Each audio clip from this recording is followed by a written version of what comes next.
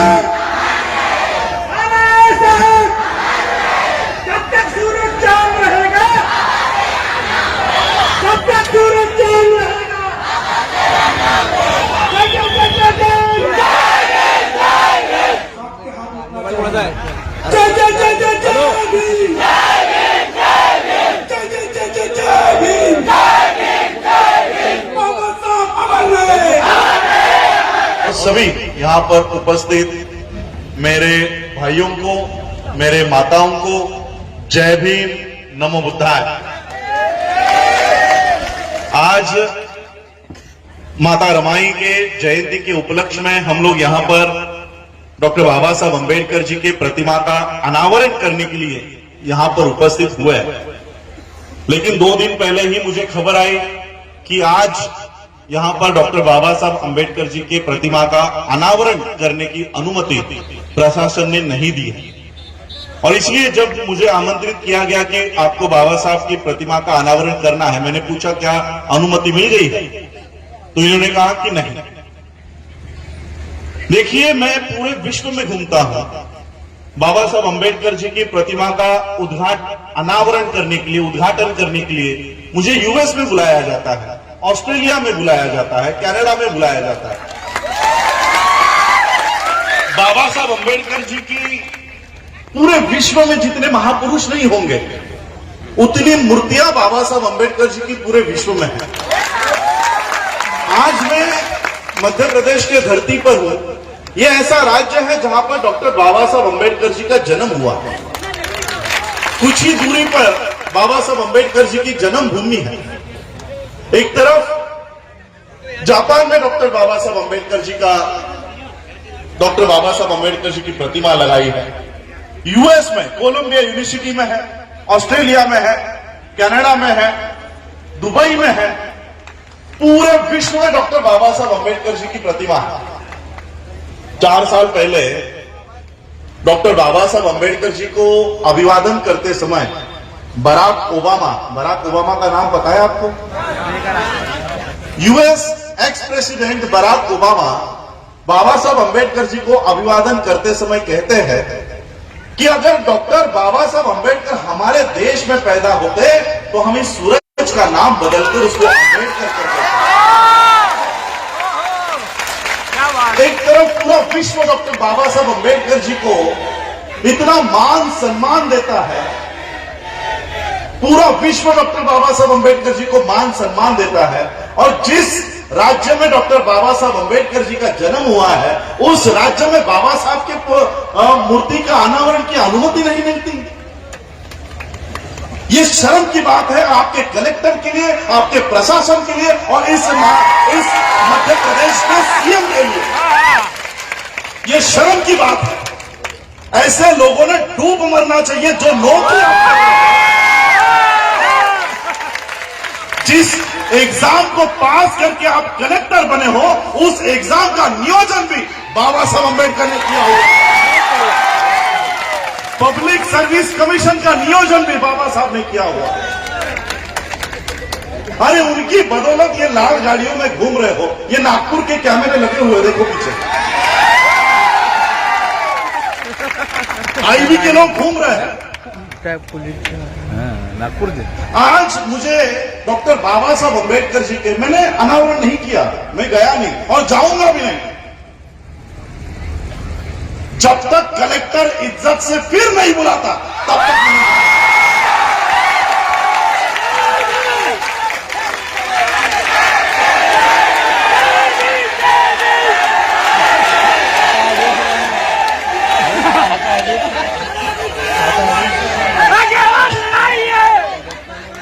आज मुझे महाड़ के 14 तालाब की याद आ रही है।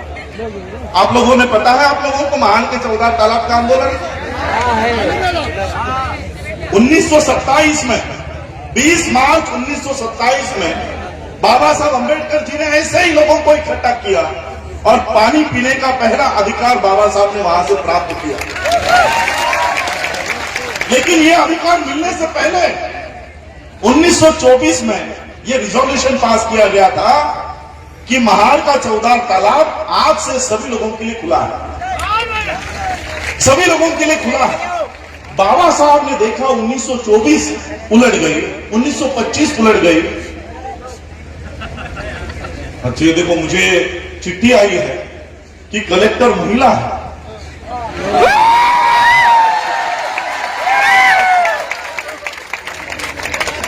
इस महिला कलेक्टर को तो 4 बार बाबा साहब को नमन करना होगा।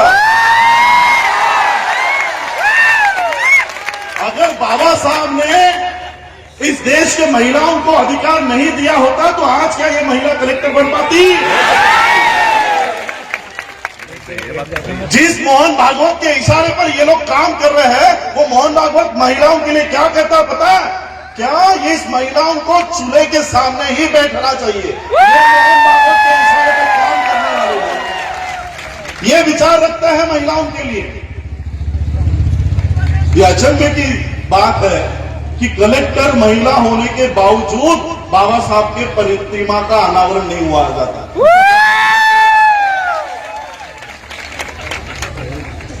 उन्नीस 1924 में जब महाड़ के 14 तालाब का पानी पीने की अनुमति उस समय के म्युनिसिपालिटी, जैसे आज आपकी ग्राम पंचायत ने आपको अनुमति दे दी थी, उस समय के ग्राम पंचायत ने अनुमति दे दी थी कि यह तालाब आज से सबके लिए खुला है। लेकिन वहां का सवर्ण उसको लगा इन लोगों को कैसे अधिकार दे। हमारा समाज डरा हुआ था, हमारे लोग डरे हुए थे। बाबा साहब ने देखा 1924 चली गई, 1925 चला गया, ये लोग इंसान हैं, 2 हाथ 2 पैर वाले इंसान हैं। जानवर पानी पी रहा है लेकिन इंसान पानी नहीं पी रहा। कुत्ता, भेड़, बकरी उस तालाब से पानी पी रहे हैं, लेकिन इंसानों जैसे इंसान ये पानी को हाथ लगाने से डर रहे। बाबा साहब ने क्या किया? छोटे मीटिंगें ली, सभा ली और इन लोगों को इकट्ठा किया, इन लोगों में जान फूकी और 20 मार्च 1927 को इन सभी को इकट्ठा करके बाबा साहब उस महाड़ के 14 तालाब पर गए। पहले बाबा साहब ने पानी पिया और बाबा साहब को देखते देखते 50,000 लोगों ने पानी पिया। ये पानी पीने का आंदोलन बाबा साहब नहीं कर रहे थे। आज आप यहां पर बाबा साहब की प्रतिमा का अनावरण कर रहे हो। आज आपको पता चलेगा ये बाबा साहब के प्रतिमा का अनावरण का कार्यक्रम हो ही नहीं रहा है। अब ये कुछ और ही हो रहा है। वो क्या हो रहा है मैं आपको थोड़ी देर में समझाऊंगा। बाबा साहब ने देखा कि ये जो लोग इंसान हैं, जानवर बिना डरे पानी पी रहा है और इंसान डरा हुआ है। बाबा साहब ने पानी पीने का आंदोलन नहीं किया, मरे हुए लोगों को जिंदा करने का काम बाबा साहब ने किया। और फिर बाबा साहब ने घोषित किया कि फिर आएंगे, 25 दिसंबर 1927 को फिर आएंगे। और फिर बाबा साहब 25 दिसंबर को उस महाड़ के 14 तालाब के लिए निकले। जैसे ही वहां पर पहुंचे, पुलिस वाला बाबा साहब को मिलने के लिए आया और पुलिस वाले ने कहा, अंग्रेज पुलिस वाले ने कहा कि बाबा साहब, सवर्णों ने कोर्ट में याचिका दायर की है कि आप ये 14 तालाब का पानी नहीं पी सकते और वहां पर स्टे ऑर्डर आया, इसलिए अगर आप वहां पर जाते हो तो मुझे आपको अरेस्ट करनी होगी और बाकी सभी कार्यकर्ताओं को अरेस्ट करना होगा। बाकी सभी कार्यकर्ताओं ने कहा कि बाबा साहब, हम जेल में बैठने के लिए तैयार है, हम उस 14 तालाब पर जाएंगे। बाबा साहब सोच रहे थे कि क्या किया जाए, क्या किया जाए। अंग्रेज अधिकारी कह रहा था कि बाबा साहब, हम आपके अधिकार के खिलाफ नहीं हैं, बल्कि हमने ही तो आपको अधिकार दिया था। लेकिन यहां के सवर्णों ने आपके खिलाफ कोर्ट में याचिका की है और आपको रोक लगाई। बाबा साहब ने सोचा कि ये जो सवर्ण है, ये सवर्ण क्यों हमें पानी पीने नहीं दे रहा? क्योंकि उसके धर्म ग्रंथ में लिखा हुआ है। और उसका धर्म ग्रंथ कौन सा है? मनुस्मृति। मनुस्मृति में लिखा हुआ है। जब बाबा साहब को पता चला कि इस मनुस्मृति के कानून के अनुसार हमको पानी पीने के लिए जाने से मनाही किया जा रहा है, तब बाबा साहब महाड़ के 14 तालाब पर नहीं गए, बल्कि उस मनुस्मृति को बाबा साहब ने जला दिया कि इस मनुस्मृति के लिए आप हमको पानी पीने नहीं दे रहे हो, इस मनुस्मृति के लिखे हुए कानून के लिए आप हमको महाड़ के 14 तालाब पर जाने के लिए नहीं दे रहे हो। बाबा साहब ने 25 दिसंबर 1927 को जो मनुस्मृति जलाई है, आज 2021 तक वो अपना सर भी ऊपर उठा नहीं पा रही है। अब यही प्रसंग 2021 में थोड़ा सा ज्वाइन करके देखो। आपका ग्राम पंचायत आपको बाबा साहब के मूर्ति का अनावरण करने की परमिशन देती है कि नहीं देती है? लेकिन आपका कलेक्टर, आपका प्रशासन कहता है कि नहीं देंगे। अब मुझे बताओ, आप इंसान हो? अगर आप किसी कुत्ते को पत्थर मारते हो तो वो कुत्ता पत्थर को काटेगा या मारने वाले को काटेगा? तो ये जो कलेक्टर है, ये पत्थर है।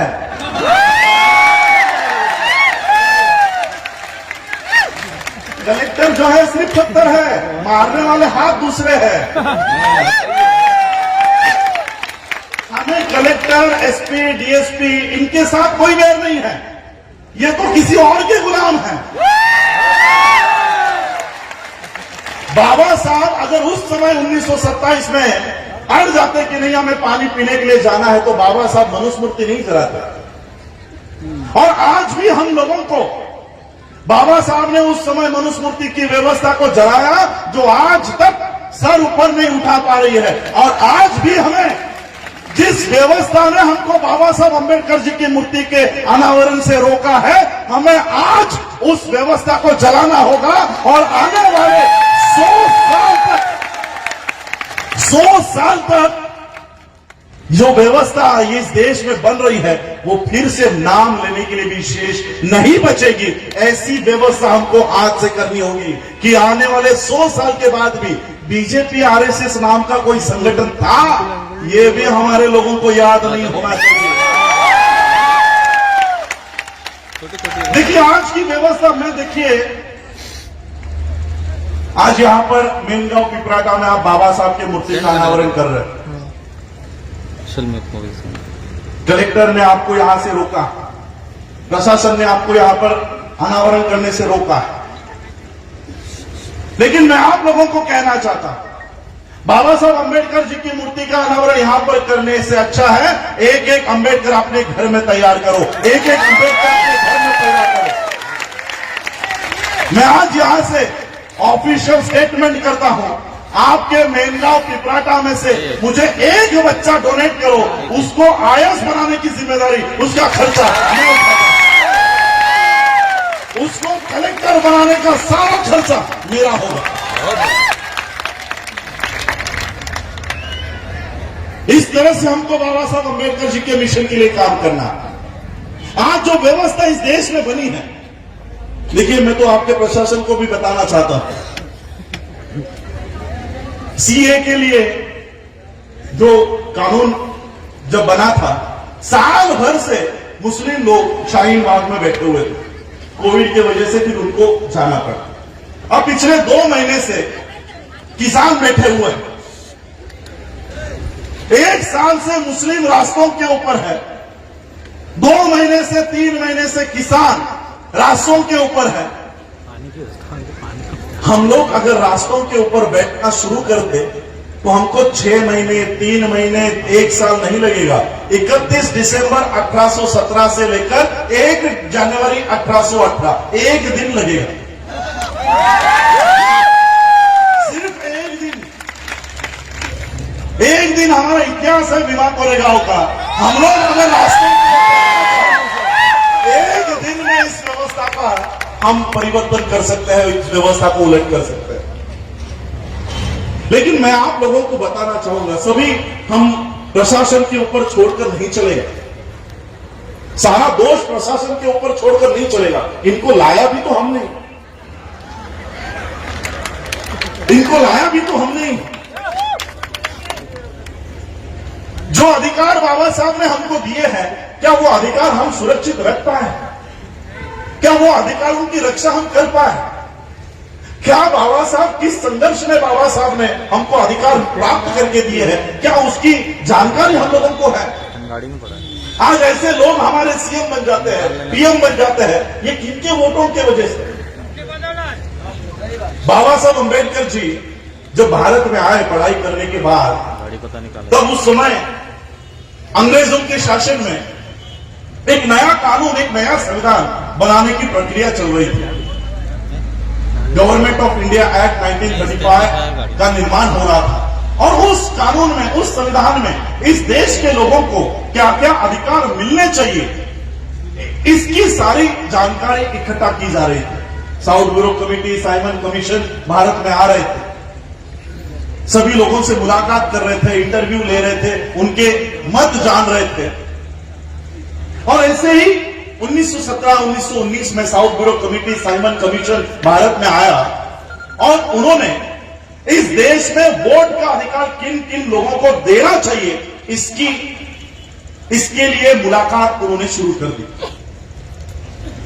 इस मुलाकात के लिए उन्होंने गांधी को बुलाया, तिलक को बुलाया, नेहरू को बुलाया।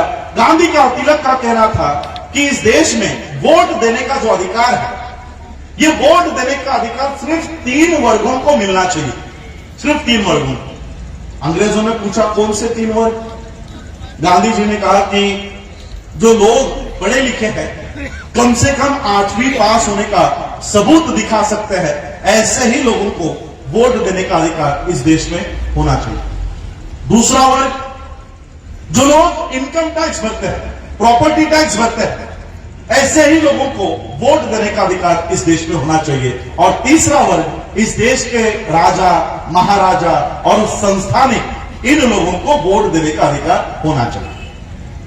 अब बाबा साहब को इस बात का पता चला कि गांधी जी ने इस तरह की मांग अंग्रेजों के सामने रखी। बाबा साहब अम्बेडकर जी ने साउथ ब्यूरो कमेटी को, साइमन कमीशन को मुलाकात देकर कहा कि गांधी जी के निकषों के अनुसार, उनके इच्छा के अनुसार अगर आप इस देश में वोट देने का अधिकार लागू करोगे तो हमारे लोगों को वोट देने का अधिकार ही नहीं मिलेगा। अंग्रेजों ने पूछा कैसे नहीं मिलेगा, हमें बताओ। बाबा साहब ने कहा मनुस्मृति के कानून के अनुसार हम लोगों को पढ़ाई लिखाई करने का अधिकार ही नहीं है। अगर पढ़ाई लिखाई करने का अधिकार ही नहीं हो तो 8वीं पास होने का सबूत कहां से लाएंगे? मनुस्मृति के अनुसार हम लोगों को पैसा इकट्ठा करने का अधिकार नहीं है, नौकरी करने का अधिकार नहीं है, व्यवसाय बिजनेस करने का अधिकार नहीं है। अगर हम लोगों के पास पैसे ही नहीं हो तो टैक्स किसके ऊपर भरेंगे? टैक्स की रिसीट कहां से लाएंगे? और राजा महाराजा तो हम लोग को है ही नहीं, तो हमको तो वोट का अधिकार ही नहीं मिलेगा। तो अंग्रेजों ने बाबा साहब से पूछा, तो बाबा साहब आपके लोगों को अगर वोट देने का अधिकार देना है तो हमें क्या करना होगा? बाबा साहब ने कहा, एक तो हम आपको 8वीं पास होने का सबूत नहीं दिखा सकते, इनकम टैक्स की, प्रॉपर्टी टैक्स की रिसीट नहीं दिखा सकते, लेकिन एक बात जरूर आपको साबित करके देंगे। अंग्रेजों ने कहा, कौन सी? बाबा साहब ने कहा, हम इस देश में पैदा हुए हैं, हर साल हमारी उम्र बढ़ती है, और इसलिए अगर आपको इस देश में वोट देने का अधिकार देना है तो हमारे उम्र के आधार पर दीजिए, हमारी उम्र के आधार पर दीजिए। बाबा साहब अम्बेडकर जी के इस बात को मानते हुए अंग्रेजों ने एडल्ट फ्रेंचाइज नाम का कानून तैयार किया। आज भी ये एडल्ट फ्रेंचाइज इस देश में लागू है। उस समय अंग्रेजों ने 21 साल के हर स्त्री को और हर पुरुष को वोट देने का अधिकार दे दिया। ये डॉक्टर बाबा साहब अम्बेडकर जी की वजह से हम लोगों को, सभी भारत के लोगों को वोट देने का अधिकार प्राप्त हुआ। लेकिन क्या ये अधिकार हम लोग सुरक्षित रख पाए? अभी तो चलो, जैसे हम कहते हैं कि तोते की, वो जो राक्षस की जान तोते में होती है, वैसे मोदी जी की जान ईवीएम में है।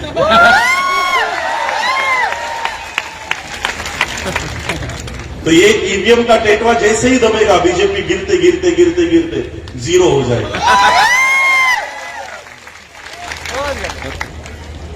लेकिन शुरुआत से 1952 में पहली इलेक्शन हुई, क्या उस समय से लेकर आज तक हम अपने अधिकार को बचा पाए?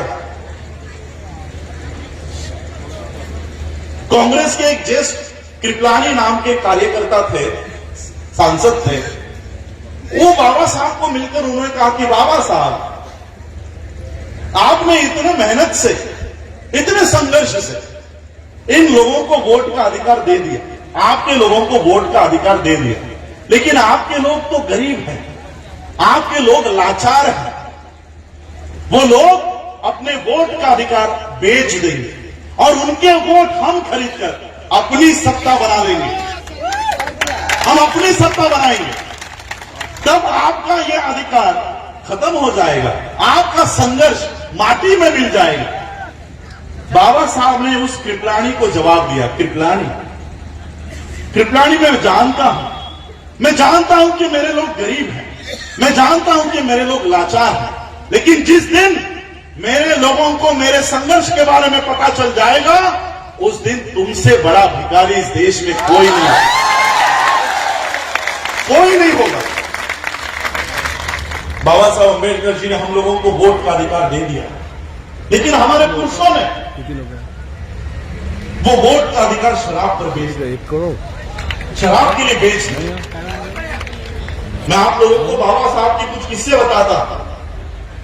बाबा साहब जब पढ़ाई करने के लिए लंदन में जाया करते थे, ग्रेस हिल में जाया करते थे, न्यूयॉर्क में जाया करते थे। आज भी कनाडा का तापमान -2 डिग्री है, बर्फ गिर रहा है। एक ऐसे क्लाइमेट में, ऐसे हालात में बाबा साहब वहां पर रहा करते थे। इतनी ठंड में वहां के डॉक्टर्स बाबा साहब को आकर कहते थे कि बाबा साहब, इतनी ठंड में अगर आप जिंदा रहना चाहते हो तो ये डॉक्टर ब्रांडी, ये शराब दवाई के तौर पर तो लीजिए, दवाई के तौर पर।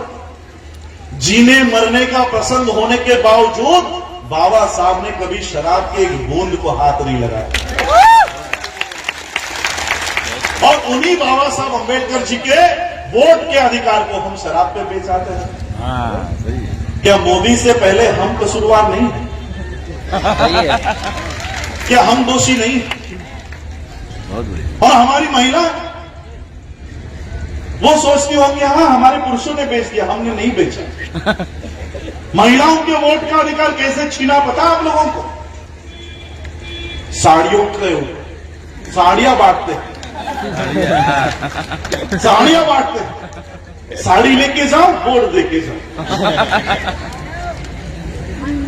मैं आज माता रमाई के जयंती के उपलक्ष्य में हम लोग यहाँ पर बाबा साहब की मूर्ति का अनावरण करने के लिए आए हैं। माता रमाई की एक याद बताता हूं। बाबा साहब जब पीएचडी होकर बंबई लौट रहे थे, तब बाबा साहब के कार्यकर्ताओं को पता चला कि बाबा साहब इस बोर्ड से आने वाले हैं, और जैसे ही बाबा साहब मुंबई में उतरेंगे, उनका सत्कार हम आयोजन करते हैं। बाबा साहब अंबेडकर जी के सत्कार के आयोजन का कार्यक्रम शुरू हुआ। घर पर माता रमाई को पता चला कि मेरे पति आने वाले हैं और उनका सत्कार होने वाला है। माता रमाई ने एक छोटी सी इच्छा व्यक्त की, क्या कि अपने पति का, मेरे पति का सत्कार मुझे अपनी आंखों से देखना। एक छोटी सी इच्छा माता रमाई ने व्यक्त की कि मेरे पति का सत्कार मुझे होते हुए देखना है। लेकिन माता रमाई की समस्या क्या थी पता? माता रमाई की एक समस्या थी कि उनके पास एक भी अच्छी साड़ी पहनने के लिए नहीं थी। जो साड़ी उन्होंने पहनी हुई थी वो 7 जगहों से फटी हुई थी। अब पीएचडी प्राप्त करके आए हुए बाबा साहब अंबेडकर जी का सत्कार होने वाला है और उनकी पत्नी ऐसे फटे साड़ी में जाए, अच्छा लगेगा? माता रमाई सोच रहे थे कि मैं कैसे जाऊं बाबा साहब का सत्कार देखने के लिए, मैं कैसे जाऊं अपने पति का सत्कार इस फटे हुए हाल में। लोग बाबा साहब को ताना देंगे कि देखो अपने पत्नी को किस हालत में रखा। माता रमाई सोच रहे थे कि मैं कैसे जाऊं। तब माता रमाई को याद आया कि छत्रपति शाहू महाराज जी ने बाबा साहब अंबेडकर जी का सत्कार करते समय एक पगड़ी उनको पहनाई थी, पगड़ी, और वो पगड़ी उन्होंने संभाल कर ट्रंक में रखी हुई। माता रमाई ने वो ट्रंक खोली, वो पगड़ी निकाली और जहां जहां पर वो साड़ी फटी है वहां पर लपेट कर माता रमाई बाबा साहब का सत्कार देखने के लिए गए। अब पति का सत्कार हो रहा है तो पत्नी ने मंच पर आकर बैठकर देखना चाहिए, लेकिन माता रमाई मंच पर नहीं आई। कम से कम पहले रो में बैठकर, वहां पर भी माता रमाई नहीं आई। जहां पर बाबा साहब का सत्कार चल रहा था वहां पर एक पेड़ के पीछे चुप चुप कर बाबा साहब का सत्कार माता रमाई देख रहे थे, चुप चुप कर। अब बाबा साहब का ध्यान पूरे समाज पर। उन्होंने उतनी भीड़ में देखा कि मेरी पत्नी पेड़ के पीछे छुप छुप कर मेरा सत्कार देख रही है, और वो छुपकर ही क्यों देख रही है, इसकी वजह भी बाबा साहब को पता चली कि माता रमाई आगे क्यों नहीं आ रही। बाबा साहब अंबेडकर जी का सत्कार संपन्न हुआ। बाबा साहब मंच से नीचे उतरे और उस पेड़ के दिशा में चलते हुए गए। माता रमाई का हाथ अपने हाथ में लिया और माता रमाई से कहा, रामू, रामू, मुझे अगर तेरे अकेली का संसार करना होता तो मैं वो सोने जैसा करता। मुझे अगर तेरे अकेली का संसार करना होता तो मैं वो सोने जैसा करता, लेकिन मुझे मेरे इस समाज का संसार खड़ा करना है, इसलिए मैं तुझे न्याय नहीं दे पाया, इसलिए मैं तुझे न्याय नहीं दे पाया। आज आप इस कार्यक्रम में आने के लिए घर में सबसे अच्छी साड़ी पहनकर आए थे, है ना? बंबई में, मेट्रोपॉलिटन सिटीज में हमारे महिलाओं की परिस्थिति इतनी बदल गई है कि वो जो कबोर्ड होता है, अलमारी खोलते ही धड़ाम करके साड़ियां नीचे गिर जाती है। ये परिवर्तन कैसे हुआ पता है?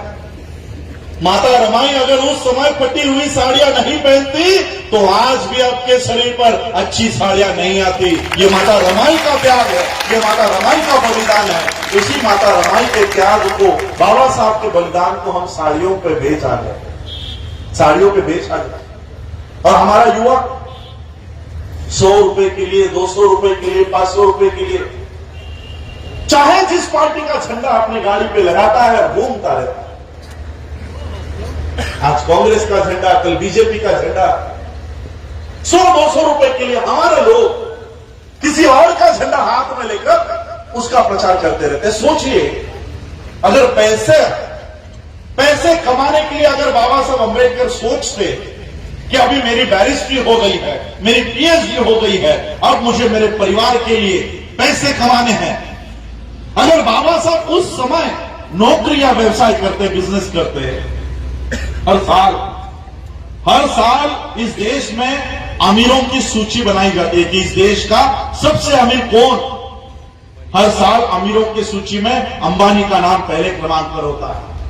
उस समय अगर बाबा साहब अंबेडकर सोचते कि मुझे नौकरी कर लेनी चाहिए, पैसा कमाना चाहिए, तो मैं आज गारंटी से कहता हूं कि आज 2021 में भी सबसे अमीरों के सूची में अंबानी का नहीं, अंबेडकर का नाम पहले क्रमांक पर होगा। इतने पैसे डॉक्टर बाबा साहब अंबेडकर कमा सकते थे, लेकिन मुझे अभिमान, मुझे गर्व है इस बात पर कि डॉक्टर बाबा साहब अंबेडकर जी ने अपने परिवार के पालन पोषण के लिए नौकरी या व्यवसाय नहीं किया। नौकरी या व्यवसाय किया होता तो आज मेरे पास करोड़ों रुपए होते, मेरा जन्म लंदन या अमेरिका में हुआ होता। लेकिन बाबा साहब ने नौकरी व्यवसाय किया नहीं, उसके बदले में ये करोड़ों का समाज बाबा साहब तैयार करके गए। इसलिए हम लोगों को बाबा साहब अंबेडकर जी ने दिए हुए हक और अधिकार को सुरक्षित रखना। क्या कहते हैं बाबा साहब कि मैंने जो तुमको ये अधिकार दिया है वोट का, इसे नमक या मिर्ची जैसा मत समझो। इससे पहले आपके ऊपर राज करने वाला राजा रानी के पेट से तैयार होता था, अब आप लोगों में से तैयार होगा, वोट पेटी में से तैयार होगा। ये बाबा साहब ने आप लोगों को वोट का अधिकार दिया, इसे कम मत समझो। आज इस वोट के अधिकार को जीरो कर दिया गया। जिस सत्ता को हम लोग वोट देकर चुनकर लाते हैं, ये उसके बाद पैसों से एमएलए को खरीदकर नई सत्ता बना देते हैं।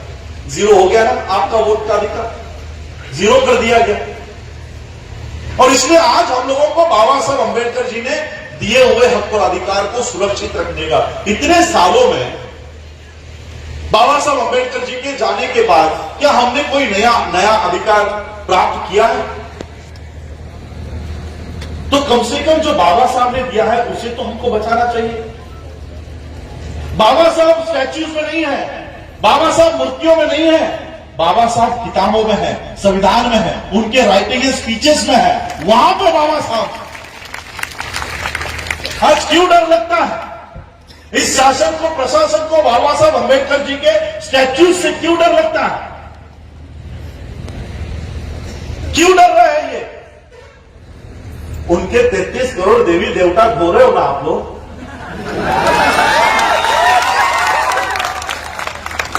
उनके 33 करोड़ देवी देवता आप लोग ढो सकते हो, क्या एक बाबा साहब की मूर्ति इनको हजम नहीं होती?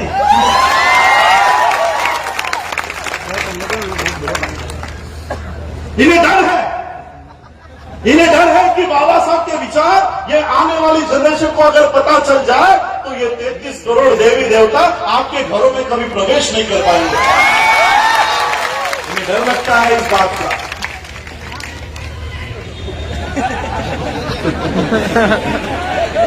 वो तो है। तो इसलिए हम लोगों को बाबा साहब के विचारों के ऊपर उस तरह से चलना चाहिए। बाबा साहब अंबेडकर जी ने जो संविधान आज हम लोगों को दिया है, वो संविधान आज इस देश से नष्ट करने की ये सभी लोग तैयारी कर रहे हैं। संविधान दिए हुए कितने साल हो गए? 72 इयर्स हुए। आज 2021 चल रहा है, 1950 में संविधान लागू हुआ। कितने इयर्स हो गए? 71 इयर्स। मनुस्मृति कितने सालों तक थी? 2500 साल। कितने साल? 2500 साल। और संविधान कितने साल का है? 70 साल का। 2500 साल के मनुस्मृति को 70 साल के संविधान से डर लगने लग गया है।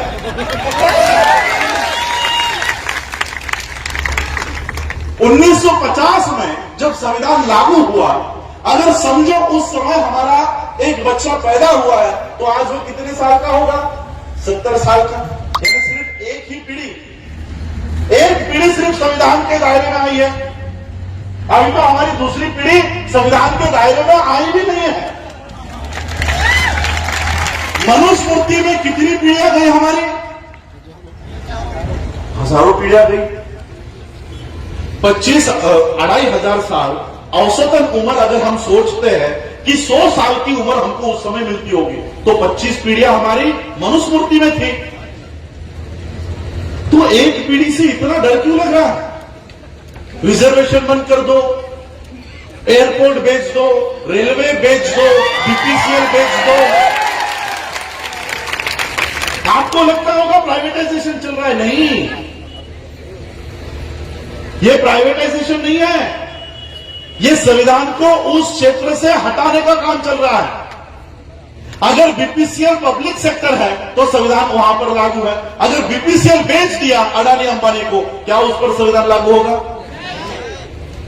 रेलवे आज भारत सरकार का उपक्रम है तो संविधान उसके ऊपर लागू है। अगर रेलवे अडानी को बेच दिया, क्या संविधान उस पर लागू होगा? तो ये रेलवे बेचा नहीं जा रहा, ये एयर इंडिया बेची नहीं जा रही, ये आपके पब्लिक सेक्टर बेचे नहीं जा रहे, वहां से संविधान को खत्म कर दिया जा रहा है। क्यों? एक पीढ़ी हमारी वहां पर आई है और एक ही पीढ़ी में आपको संविधान से इतनी दिक्कत होने लग गई। 25 पीढ़ियों से संविधान आपके मनुस्मृति में हम लोग जी रहे थे, अब एक पीढ़ी हमारी यहां पर कंप्लीट भी नहीं हुई है। 100 साल अगर उस व्यक्ति को पूरे होने हैं तो अभी और 30 साल बाकी है। मैं आपको बताता हूं इनको संविधान से दिक्कत क्यों है, क्यों ये संविधान से डर रहे हैं। बाबा साहब अंबेडकर जी का एक उदाहरण आपको बताता हूं कि क्यों ये संविधान को इतना काटते हैं। बाबा साहब अंबेडकर जी छोटे थे, कुछ 7वीं 8वीं कक्षा में पढ़ रहे थे। उनके पिताजी रामजी बाबा ये मिलिट्री में, जैसे यहां पर महू में उनके पिताजी का ट्रांसफर हुआ था और यहां पर ही बाबा साहब अंबेडकर जी का जन्म हुआ, उसी तरह से उनके पिताजी का ट्रांसफर होते रहता। रामजी बाबा का ट्रांसफर हो गया और बच्चे स्कूल में पढ़ाई कर रहे थे, उनकी वैकेशन लग गई, छुट्टियां लग गई, तो पिता को लगा कि अपने बच्चों को मिल लेना चाहिए। तो अपने पिता ने, बाबा साहब अंबेडकर जी के पिता ने बाबा साहब अंबेडकर जी के नाम से टेलीग्राम किया कि बच्चों छुट्टियां अगर लग गई है तो मुझे मिलने के लिए मेरे कैंप पर आ जाओ, ये ट्रेन पकड़ो और ये ट्रेन पकड़कर यहां पर उतरो, मैं आप लोगों को लेने के लिए आ जाऊंगा। किस दिन निकलने वाले हो उसका टेलीग्राम जरूर कर देना। रामजी बाबा ने बाबा साहब को टेलीग्राम करके बुला लिया। बाबा साहब ने टेलीग्राम करके अपने पिता को बता दिया कि हम इस तारीख को निकलेंगे और इस दिन स्टेशन पर आ जाएंगे, आप हमको लेने के लिए आ जाएंगे। अब ये टेलीग्राम रामजी बाबा को मिला ही और बच्चे निकल गए। ट्रेन में बैठकर स्टेशन पे आकर खड़े हो गए, ट्रेन आकर उनको छोड़कर चली गई, सारे लोग चले गए। ये बच्चे स्टेशन पर अपने पिता की राह देख रहे हैं कि हमारे पिता अब आएंगे। अब पिता को पता ही नहीं कि बच्चे कब आने वाले। स्टेशन मास्टर ने देखा कि सब लोग चले गए, ये बच्चे यही खड़े हैं। उस स्टेशन मास्टर बच्चों के पास आया और बच्चों को पूछा कि कहां जाना है, कपड़े से तो अच्छे घर के लग रहे हो, सवर्णों के बच्चे लग रहे हो, कहां जाना है? तो बाबा साहब ने कहा कि मेरे पिताजी मिलिट्री में ऑफिसर है, हमको इस पते पर जाना है। तो उस स्टेशन मास्टर ने वहीं पर नजदीक में बैलगाड़ी वाला खड़ा था, उसको बुलाया कि देखो ये मिलिट्री ऑफिसर के बच्चे हैं, इन्हें यहां पर छोड़ दो। तो उस बैलगाड़ी वाले ने उन बच्चों को बैलगाड़ी में बिठा दिया और वो बैलगाड़ी रामजी बाबा जहां पर थे वहां के लिए निकल पड़ी। बैलगाड़ी शुरू होते ही वो बैलगाड़ी वाला बच्चों से बात करने लग गया कि तुम कहां से आए हो, कौन सा गांव है, जाति कौन सी है। और जैसे ही जाति पता चली, बैलगाड़ी वाले ने बैलगाड़ी रोकी और सभी बच्चों को गालियां देकर नीचे उतार दिया कि तुम तो मुझे सवर्णों के बच्चे लग रहे थे, तुम तो अछूतों के बच्चे हो, अभी के अभी नीचे उतरो। सभी बच्चे नीचे उतार दिए गए। बाबा साहब ने कहा कि ज्यादा पैसे ले लो लेकिन हमको छोड़ दो, हमको हमारे पिता के यहां छोड़ो।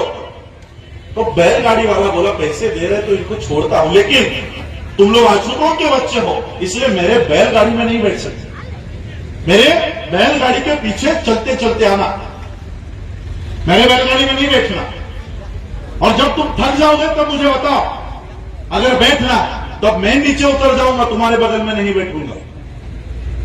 और फिर बाबा साहब का ये सफर शुरू हो। 4-5 किलोमीटर पैदल चलने के बाद बाबा साहब, सारे बच्चे, बाबा साहब के भाई सब थक गए। उन बच्चों ने, बाबा साहब ने बैलगाड़ी वाले से कहा कि आपके पास वो पानी है, मुझे थोड़ा सा पानी दो, मुझे प्यास लगी, मुझे प्यास लगी। बैलगाड़ी वाले ने कहा कि मैं तुम्हें अपना पानी नहीं पिला सकता क्योंकि तुम अछूतों के बच्चे हो, मैं अपना पानी नहीं पिला सकता, लेकिन अगर आगे कोई तालाब आता है, नाला आता है, तो मैं गाड़ी रुका दूंगा, तुम लोग पानी पीकर आ जाना। बहुत दूर चलने के बाद भी कोई तालाब नहीं आ रहा था, कोई पानी का ठिकाना नहीं दिखाई दे रहा था। उस बैलगाड़ी वाले को दया आई, उसने देखा कि आगे कुछ पानी दिख रहा है, उसने बैलगाड़ी रोकी और बच्चों को कहा कि देखो वहां पर थोड़ा पानी दिखाई दे रहा है, और सभी बच्चे भागते भागते उस पानी के यहां गए। देखा तो वो तो कीचड़ है, कीचड़, लेकिन प्यास लगी है। वो सारी मिट्टी बाबा साहब ने हटाई और अपने आप को झुकाकर बाबा साहब ने मुंह लगाकर उस कीचड़ में से गंदा कीचड़ का पानी बाबा साहब ने पिया। कपड़े गंदे हो गए थे, मुंह पे मिट्टी लग गई थी। थोड़ी देर में बाबा साहब अपने पिता के यहां पहुंचे।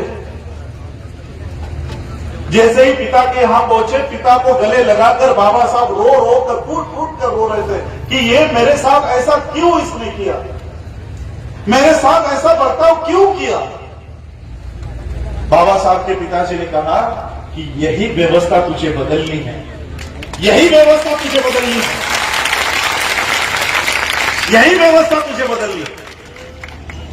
और फिर उसी बच्चे ने बड़े होने के बाद इस देश को ऐसा संविधान निर्माण करके दिया जो सिर्फ इस देश का ही नहीं, पूरे विश्व का सर्वोत्कृष्ट संविधान माना गया। ऐसा संविधान बाबा साहब अम्बेडकर जी ने इस देश को दिया।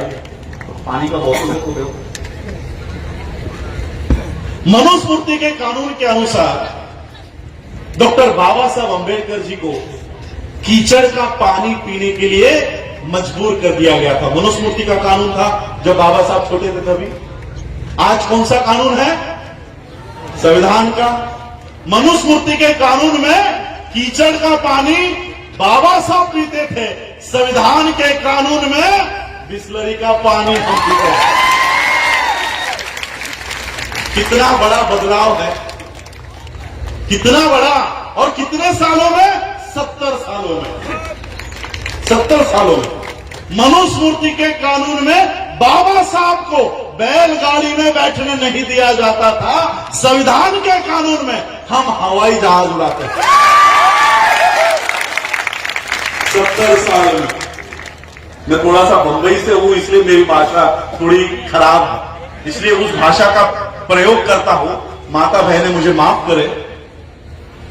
ये 70 साल के संविधान से 2500 सालों की मनुस्मृति की फट रही है,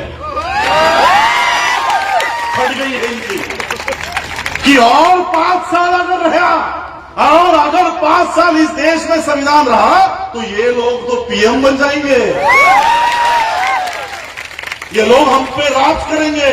और इसलिए ये सभी माध्यम से, चाहे वो प्रशासन हो, न्यायपालिका हो, संसद हो या मीडिया हो, सभी माध्यम से संविधान को खत्म करने पे तुले हुए हैं, सभी माध्यम से। और इसलिए मैं आप लोगों को यही बताना चाह रहा हूं कि बाबा साहब ने पहचाना कि हमारा संघर्ष पुलिस से नहीं है, हमारा संघर्ष प्रशासन से नहीं है, हमारा संघर्ष मनुस्मृति के कानून के व्यवस्था से है।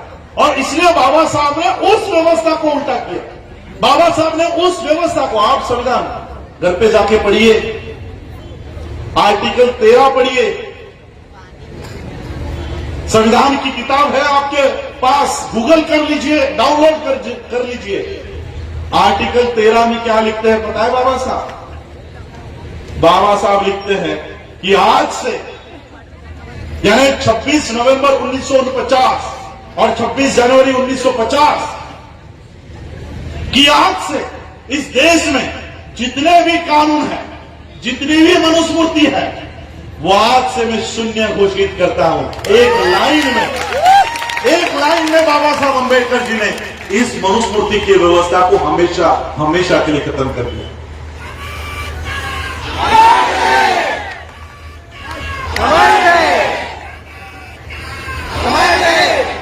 मुझे दुख इस बात का है कि आज मैं मध्य प्रदेश में आकर भी बाबा साहब अंबेडकर जी के मूर्ति का अनावरण नहीं कर पा रहा, और हम इनके सूचना का पालन करेंगे। कलेक्टर के, एसपी के, प्रशासन के सूचना का पालन करेंगे। उन्होंने कहा ना नहीं करने देंगे, नहीं करेंगे।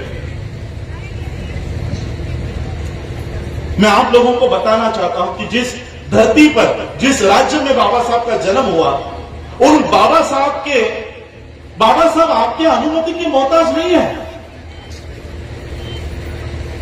आप अगर यहां पर बाबा साहब की प्रतिमा का अनावरण करने नहीं दे रहे हो, तो क्या बाबा साहब अंबेडकर जी की प्रतिमा या बाबा साहब अंबेडकर जी की आइडेंटिटी कम होने वाली है? बिल्कुल नहीं। मैं आपको मेरे साथ हुआ किस्सा बताता हूं। मैं संयुक्त राष्ट्र के मीटिंग के लिए, यूनाइटेड नेशन के मीटिंग के लिए, जब मैं मेरे ख्याल से जापान में था, जापान या वियतनाम में था, 125 देश के प्रतिनिधि वहां पर थे। खुद इस देश के उपराष्ट्रपति वेंकैया नायडू भी वहां पर। हम लोग 25 से 30 हजार लोग 5 दिन के लिए वो कॉन्फ्रेंस चल रहे थे। तो हम क्या करते थे, अलग अलग देश के लोगों से जान पहचान करते थे। ऑस्ट्रेलिया के लोगों से, जापान के लोगों से, चाइना के लोगों से, अलग अलग देश के लोगों से मिलते थे, बातें करते थे। और वो अलग अलग देश के लोग भी सभी देश के लोगों के साथ पहचान कर रहे थे। लंच ब्रेक में जब हम लोग घूम रहे थे, तो चाइना के लोग हमारे सामने आए। चाइना के कुछ बनते जी, चाइना के कुछ डेलीगेट्स, और उन्होंने हमको सवाल किया कि आप लोग कौन से देश से हो, विच कंट्री? तो हमने उनको जवाब दिया, इंडिया, भारत से हम लोग। क्या कहा पता है चाइना के लोगों ने? ये 2 साल पहले की बात है।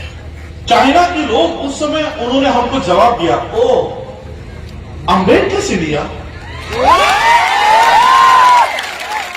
आज भी इस देश की पहचान मोदी का या गांधी का भारत के नाम से नहीं होती, अंबेडकर के भारत के नाम से। चाइना में डॉक्टर बाबा साहब अंबेडकर जी का वेटिंग फॉर वीजा वहां पर स्कूलों में पढ़ाया जाता है। मेरे फेसबुक पेज पे कभी आप विजिट करो, मेरे ख्याल से फरवरी 2019 और 2020 के तारीख में अगर पीछे जाते हो, तो ऑस्ट्रेलिया का एक लाइव वीडियो मैंने किया है। ऑस्ट्रेलिया का कोर्ट, न्यायालय, आम आदमी का नहीं, जहां पर जजेस को पढ़ाया जाता है, जज को पढ़ाया जाता है, उन जजेस की ट्रेनिंग बाबा साहब के प्रतिमा के सामने होती है।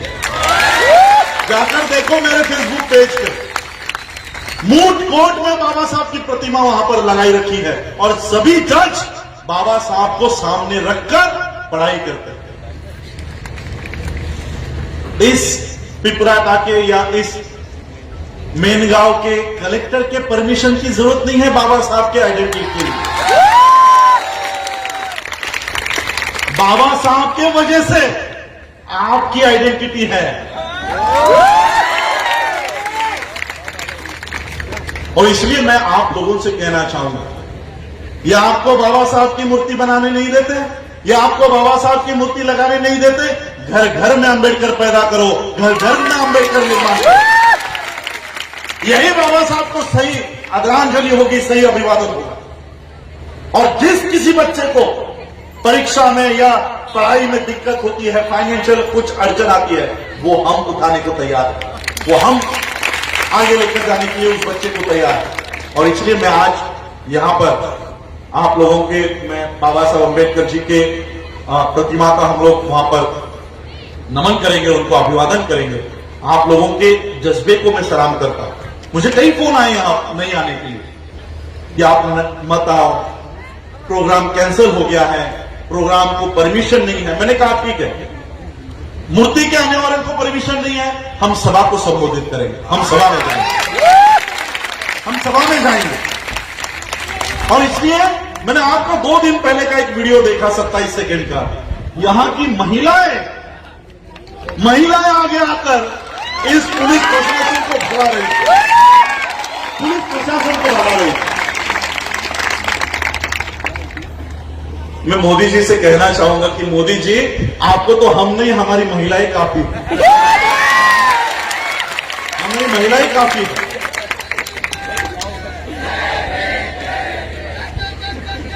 और इसलिए आज, क्योंकि मुझे और आगे 3 घंटा और कुछ बोलना है, कुछ मैसेज देना है, तो बोल दीजिएगा, क्योंकि फिर आएंगे हम लोग वापस बाबा साहब अम्बेडकर जी के।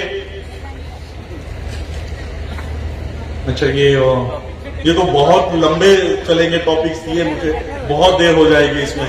Freedom of expression, labour laws, बहुत मैंने आपको संक्षिप्त में समझाया क्यों ये संविधान में, ये सारे अधिकार संविधान में। आपके शिक्षा का अधिकार, बाबा साहब ने संविधान में लिखा है कि 4 साल के बच्चे से लेकर 16 साल की उम्र तक इस देश में बच्चों को सरकार सिखाएगी, स्टेट की जिम्मेदारी होगी। आर्टिकल खत्म कर दिया। अब जिम्मेदारी किनके ऊपर डाल दी है? अंबानी के ऊपर, अडानी के ऊपर, रायन इंटरनेशनल, ऑक्सफोर्ड, कैम्ब्रिज। क्या हमारे बच्चे उस स्कूल में जा पाएंगे? तो इस तरह से लेबर लॉ हो, फ्रीडम ऑफ एक्सप्रेशन हो, ये सारे धीरे धीरे धीरे धीरे खत्म किए जा रहे हैं। इसलिए मैंने कहा कि शाहीन बाग के लोग 6 महीने 9 महीने रास्तों के ऊपर बैठे हैं, फार्मर्स, किसान 3 महीने से बैठे हैं। हमको एक दिन नहीं लगेगा, हमको एक भी दिन नहीं लगेगा।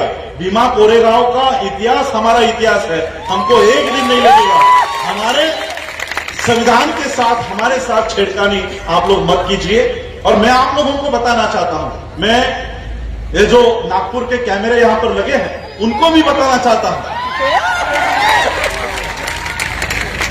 मैं उनको डायरेक्ट मोहन भागवत को ये मैसेज देना चाहता हूं कि भागवत जी, हमारी दुश्मनी ना तो मोदी से है ना तो अमित शाह से। हम मोदी को हटाने के लिए काम नहीं कर रहे, हम अमित शाह को हटाने के लिए काम नहीं कर रहे। मैंने जैसे आपको कहा ना, ये तो पत्थर है, ये तो पत्थर है, पत्थर को कौन काटेगा? हम किसको हटाने के लिए काम कर रहे हैं? भागवत जी, थोड़ा सा मैं नीचे होता हूं कैमरा में नीचे आने के लिए।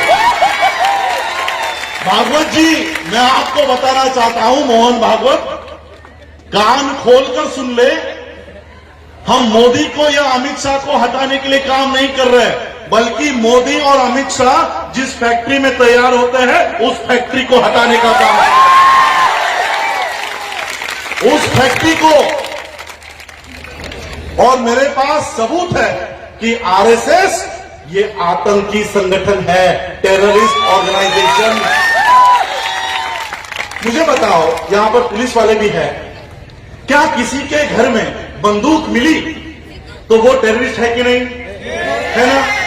किसी के घर में तलवार मिली तो वो टेररिस्ट है कि नहीं? तो फिर संघ में AK-47 की पूजा आप लोगों ने देखी कि नहीं देखी है? संघ के मुख्यालय में तलवारों की पूजा इस देश का प्रधानमंत्री करता है कि नहीं करता है? क्या किसी का भी लाइसेंस, AK-47 का लाइसेंस भागवत के पास है? तो क्या भागवत का ऑर्गेनाइजेशन टेररिस्ट ऑर्गेनाइजेशन है या नहीं है? तो वही तो मैं बता रहा हूं कि ये टेररिस्ट ऑर्गेनाइजेशन है। और मैं यहां नहीं बता रहा हूं, ये बात मैंने लिखकर यूनाइटेड नेशन को दी है कि इसको बंद करवाओ, ये टेररिस्ट ऑर्गेनाइजेशन। यहां किसको देना है? प्रेसिडेंट को, जो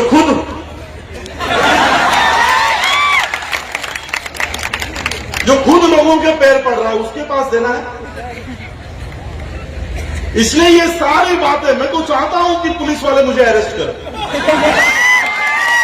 मैं तो चाहता हूं कि आप अरेस्ट करो, मैं सिर्फ बाबा साहब का परपोता नहीं हूं, वर्ल्ड फेलोशिप ऑफ बुद्धिस्ट का सेक्रेटरी भी हूं। 125 देशों का सेक्रेटरी हूं। तब मैं बताऊंगा कि भारत में मैं बौद्ध धर्म का प्रचार प्रसार करने के लिए मुझे जेल में डाला जाता है, तब पूरा विश्व मेरे लिए खड़ा होगा।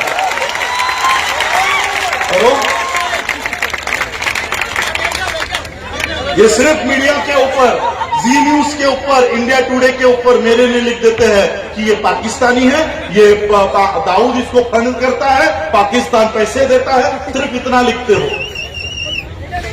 इतना न्यूज चलाते हो।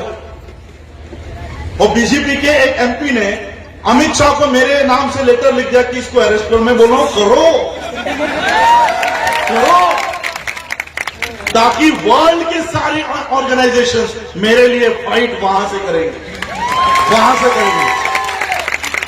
और मैं आप लोगों को भी बताना चाहता हूं, बाबा साहब अंबेडकर जी ने जाते जाते हमको ऐसा संगठन देकर गए, जिस संगठन के ये नेतृत्व कर रहा है, जिस संगठन का मैं काम कर रहा हूं, बुद्धिस्ट सोसाइटी ऑफ इंडिया, भारतीय बौद्ध महासभा, जाते जाते बाबा साहब अंबेडकर जी हमको 125 देशों के साथ जोड़कर चले गए। इस देश के नालायक लोगों के हाथों में अगर देश चला गया तो डरो मत, ये 125 देश तुम्हारे समर्थन में खड़े हो जाएंगे, ये खड़े हो जाएंगे। और इसलिए मैं आप लोगों को बताना चाहता हूं, आप लोग भी बाबा साहब की इस संस्था से जुड़ो, बुद्धिस्ट सोसाइटी ऑफ इंडिया, भारतीय बौद्ध महासभा से जुड़ो। और मैं आप लोगों को गारंटी देता हूं कि आपके ये जो छोटे छोटे बच्चे बैठे हैं ना, इनके गाल पर भी अगर किसी ने चाटा मार दिया तो 125 देश के लोग यहां पर हमारे सुरक्षा के लिए काम करेंगे और कर रहे हैं। फ्रीडम ऑफ एक्सप्रेशन की आप लोगों ने चिट्ठी भेजी, आप लोगों ने देखा होगा किसानों का आंदोलन जब शुरू हुआ तो बड़ी बड़ी दीवारें बनाई जा रही थी। यूपी से आने वाले, हरियाणा से आने वाले किसान वहां पर ना पहुंचे, इसलिए बड़े बड़े गड्ढे किए जा रहे थे, दीवारें लगाई जा रही थी। एक मैसेज आया सिर्फ यूनाइटेड नेशन से, एक मैसेज, क्या कि इन लोगों को अपना आंदोलन करने का अधिकार है, भारत सरकार उनको नहीं रोक सकती। तब से इन्होंने दीवारें हटानी शुरू कर दी। एक मैसेज आया, अभी इन्होंने खिल्ले लगाए, फिर से मैसेज आया कि आप लोग ये नहीं कर सकते, खिल्ले उखाड़ना शुरू कर दिए। भारत के बाहर हमारे सुरक्षा के लिए एक बहुत बड़ा ऑर्गेनाइजेशन काम करता है, यूनाइटेड नेशंस काम करता है, ह्यूमन राइट्स कमीशन काम करता है, यूएसएआईआरएफ काम करता है। हम लोगों को पता है कि कौन से संगठन है जो हमारा आवाज भारत के बाहर से हमारे लिए खड़ा करते हैं। वहां तक जाने का काम भी मैं कर रहा हूं, यूनाइटेड नेशंस में हमारी बातों को रखने का काम कर रहा हूं, ईवीएम के खिलाफ वहां पर पिटीशन डालने का काम हम लोग कर रहे हैं। और इसलिए इस मूवमेंट से भी आप लोग जुड़िए। और यही मैं कहना चाहता हूं, और मैं आप लोगों को जाते जाते एक ही बात बताना चाहता हूं। आज आप लोगों ने मुझे यहां पर बुलाया कि बाबा साहब का वंशज है, बाबा साहब के घर का या परिवार का कोई सदस्य है। मैं आप लोगों को बताना चाहता हूं, जब बाबा साहब के 4 बच्चे मरे तब बाबा साहब अपने बच्चों को बचाने का काम नहीं कर रहे थे। आपके बच्चे नहीं मरने चाहिए, इसलिए बाबा साहब काम कर रहे थे।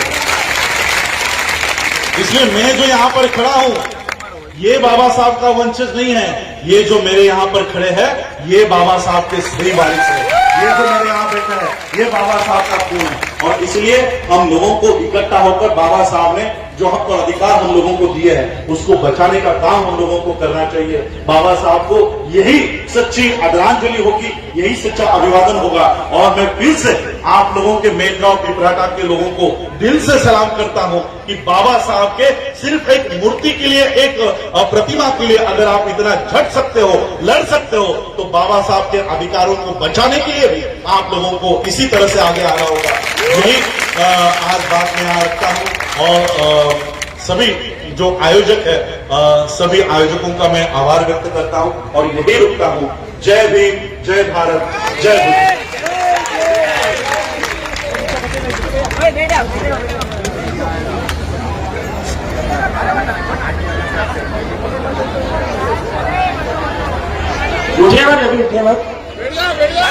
समस्त समस्त साथियों से निवेदन है बैठ जाए, अभी कार्यक्रम खत्म नहीं हुआ है। समस्त 2 मिनट बोलूंगा, वैसे तो रोज बोलो तो 2 मिनट बोलेगा, 2 मिनट बोलूंगा। बहुजन समाज में जन्म समस्त महापुरुषों को नमन करते हुए इस मैदान में पधारी तमाम महिलाएं, तमाम बहनें, तमाम युवा साथी, तमाम सम्मान युवा साथियों को मैं क्रांतिकारी जय भीम जय भोले जय गुस्सा पेश करता हूँ। सम्मानित डॉक्टर अम्बेडकर साहब, दे दो सब। ये पंक्ति में बैठी आगे मेरी बहनें, बीच में बैठी मेरी मेनगांव की माताएं,